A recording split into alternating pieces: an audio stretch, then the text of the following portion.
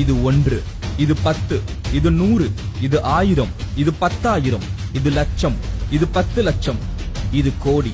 இதுவரைதான் உங்களுக்கு தெரியும். இனி வருகின்ற அடுத்தடுத்த ஒவ்வொன்றிற்குமே ஒவ்வொரு பெயரை வைத்திருக்கிறான் தமிழன். இது அற்புதம், இது நிகற்புதம், இது கும்பம், இது கணம், இது கற்பம், இது நிகற்பம், இது பதுமம், இது சங்கம், இது வெள்ளம், இது அந்நியம், இது அர்த்தம், இது பரார்த்தம், இது பூரியம், இது கோடி கோடி முக்கோடி எனப்படும் பிரம்மகற்பம். இவ்வாறு ஒவ்வொன்றிற்கும் ஒவ்வொரு பெயரை வைத்தவன் தமிழன். இது மட்டுமல்ல, ஒன்றிற்கு கீழ் உள்ள இறங்குமுக எண்ணுக்கும் பெயர் வைத்திருக்கிறான் தமிழன். கேட்டால் ஆச்சரியத்தில் உறைந்து போய்விடுவீர்கள். இது 1, இது முக்கால், இது அரைக்கால், இது கால். இதுவரை அனைவருக்கும் தெரியும். இனி கேளுங்கள்.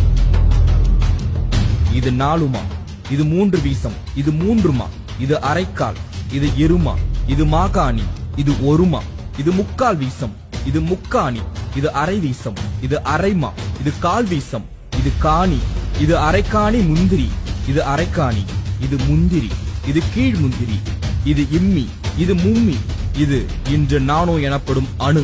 அணுவுக்கும் கீழே அளந்துள்ளான் தமிழன்.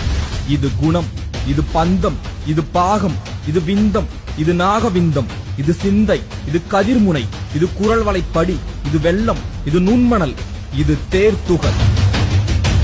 இன்னும் இது போல எத்தனையோ செயல்களுக்கு பல பல பெயர்களை வைத்து அதை புழக்கத்தில் வைத்திருந்தான் அஞ்சுனம் தமிழன். வரலாறுகள் செறிந்த, இலக்கியங்கள் நிறைந்த, தனித்தன்மை பொருந்திய, படிக்க பழக இனிமையான மொழி, செம்மொழிகளின் மூத்த மொழி.